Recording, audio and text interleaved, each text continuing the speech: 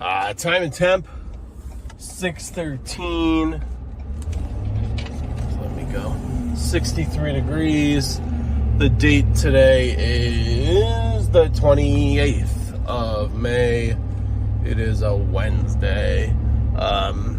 Beating the rain, a lot of rain tonight. Alright, just wanted to go over, I didn't get a video of us doing it, but the bearings, the front wheel bearings in one of these front left caster of the VRI 2 blew out on me over the weekend. I kind of thought it might have been on its way out last week, and it was kind of on my list to look at. I did grease it last week. It looked visually okay, but it was a little floppier than the other wheel, but I just didn't know. I also thought the deck might slightly be off, and I was wondering, like, oh, next time let me check all the tire pressures, just see if like something's off on one side that might be skewing the other side. But anyway, long story short, I did blow out that bearing, like one of the bearings. So there's I don't really understand, this is not my forte, but my father actually came and helped me rebuild this bearing here, or the front wheel, inside of the wheel. We had a bearing kit, so there's two bearings, some races. We did a new sleeve as well. My Skag dealer, I ended up buying one kit for each side. So I bought two kits and two sleeves. The sleeves were not included in the kit. Luckily the bolt was fine. And the sleeve was probably fine, but it looked a little worn. So I had it, I just replaced it. But anyway, and I didn't realize how much grease these things take from new. So the guy told me, he's like, hey, just FYI, you're gonna go through like a half tube of grease, and he recommended, like, you know, packing as much in there as you can by hand, just with a, you know, glove or whatever, just pack it in. And then I did that, and then it took a lot of pumps. I should have counted how many pumps, but it had to be over 100 pumps of grease before finally you just started seeing it eking out. So anyway, the lawn I had today after work was a big one, about 2 acres of grass, a lot of obstacles, ruts within the grass a little bit. Perfect test, kind of a little bit more of a torture test for this, but about an hour of pure mow time, then about 10 minutes of trim and blow, and maybe 15 minutes of trim and mow and blow, but at least, I think maybe 1.1 hours of mow time, which is, you know, for 1 yard, that's a lot. You know, sometimes you think you're on the lawn for an hour, but by the time you drop the gate, you might be like at the property for an hour by the time you pull up and leave. But doesn't mean you're mowing for an hour. You're trimming, you know, you're strapping mower, you're unstrapping, restrapping, that kind of deal with the mower. So anyway, it's nothing but landscape crews everywhere here trying to beat the rain, which we did today. Luckily, the rain is working in my favor. It appears this week, it appears all the rain is like overnight or like in the mornings, and then clears out for the later afternoon.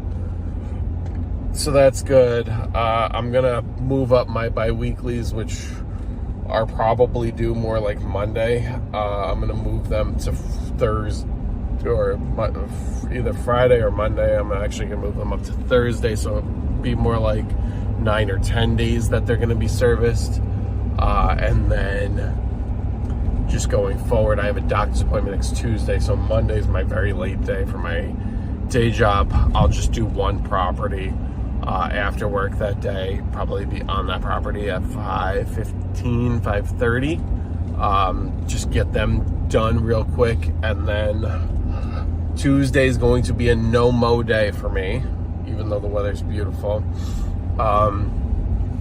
Wednesday we'll do the property that we just did, so we'll keep him at the week. And then Thursday, next Thursday, a week from tomorrow, I do have a big, where to go here? It looks like this first pump might be open. it's hard to get in here with the trailer. Oh, 319 credit. Oh, I should have looked at that sign before. I'm gonna cut through here. I'm not gonna do this. I'm gonna go through to the one by me. Is cheaper.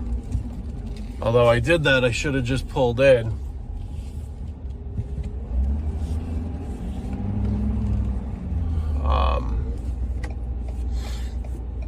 After all that, should have just read the price. Somebody go left. Somebody go left. I'm trying to get a break in traffic here. A couple of Broncos I'll pan to in a second. They're sick. Got like a Heritage Edition Bronco and a Raptor. Pan it right now. His and her. Oh, hers and hers. Two girls driving those. Those are pretty cool. I don't know if you can see them in my rear view. I was going to try and hold out for when I go down, gas is actually cheaper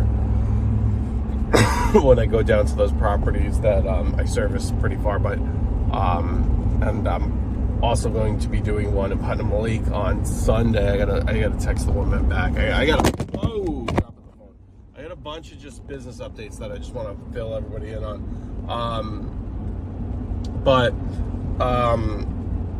I don't know. I'll be like right on the cusp of like possibly running out of fuel, and I don't want to do that. I don't have any of my fuel can really as well, and the smart thing would be to bring the fuel can and do that, but that's all right. I'm getting gas all the time. I just want to top the mower off so I'm good, because the rest of the week is just like this, like just dodging raindrops, and I'd rather just not worry about it.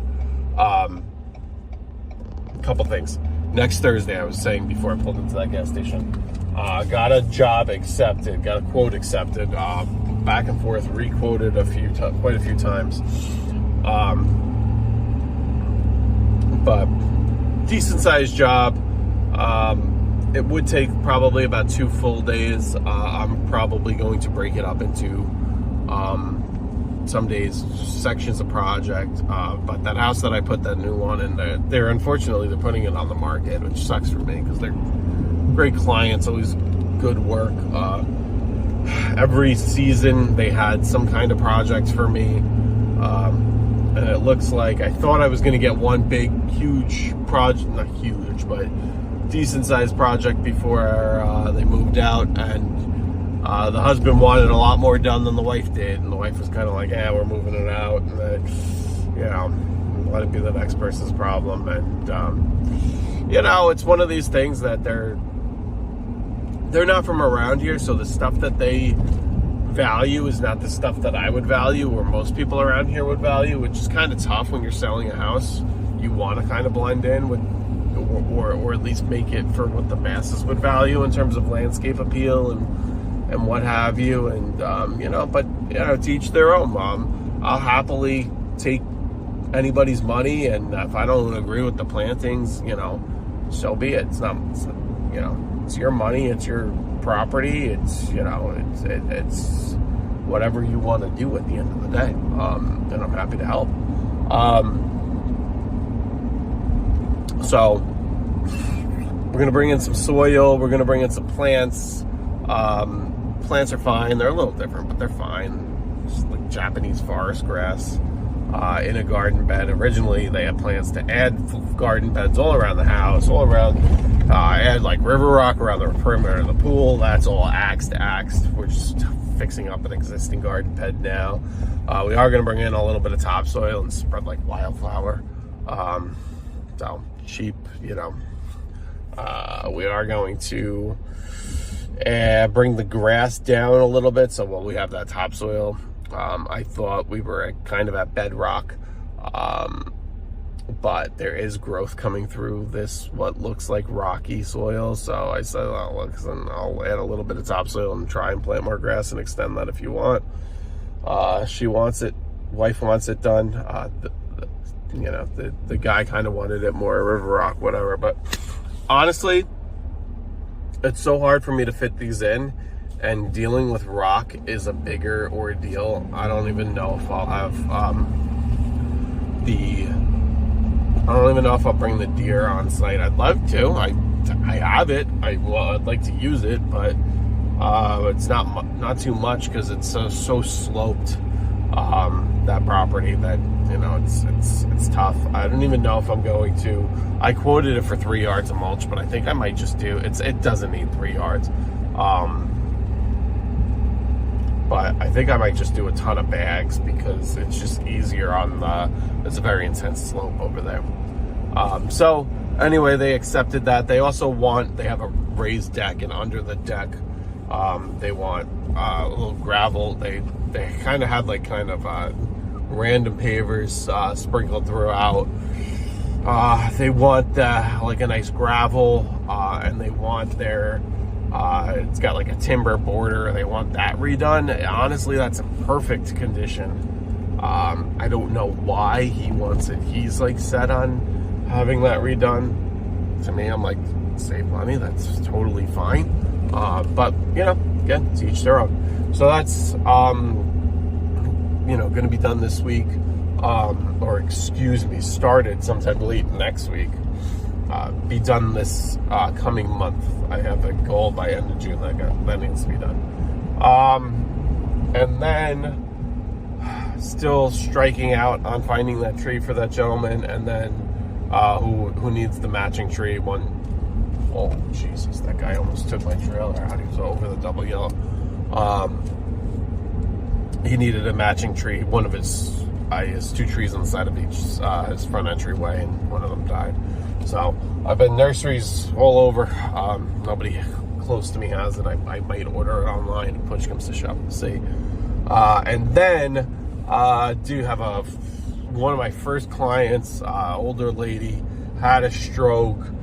She, prior to the stroke, racked up a ton of payments, a ton of invoices, and she's a few grand in the hole with me. You know, unfortunately, no money coming in really to pay me, but we did get her son involved. One of her sons, they live out in California, and I'm sure they have money. So I had a great conversation with him. He told me to send him the invoices. He talked to her. She's kind of adamant I'm paying them, but you know, it's getting late early here, so to speak. So yeah, we're kind of past a lot of the waiting to get paid, so to speak. So I'm just going to try and squeeze in here. This is very tight with the bigger trailer. Got cones over here, and then we'll come out over here, but we make it pan over here. Yes, we will. Straighten that trailer out, and voila. But anyway, so that's good news. Hopefully that's more money coming in. But anyway, that's all for me. I'm gonna top off this mower, and that does it. Peace. All right, quick video time and temp here. We got a little before 4:30. We got tractor in front of us. We're in the country here, and I've got baby girl with me. We're gonna go mow grandma's, my mother-in-law's property, along with one of the ones over there. And yeah, but anyway, just stuff to always be on the lookout for here. Not only do you have, you know, to watch for vehicles and whatever, and I don't want to really film too much with her in the car, but you have tractors, and in the words of Ranger Smith, you got to hit the brakes for an old New Holland. Anyway, let me focus on driving and get back to it. Peace.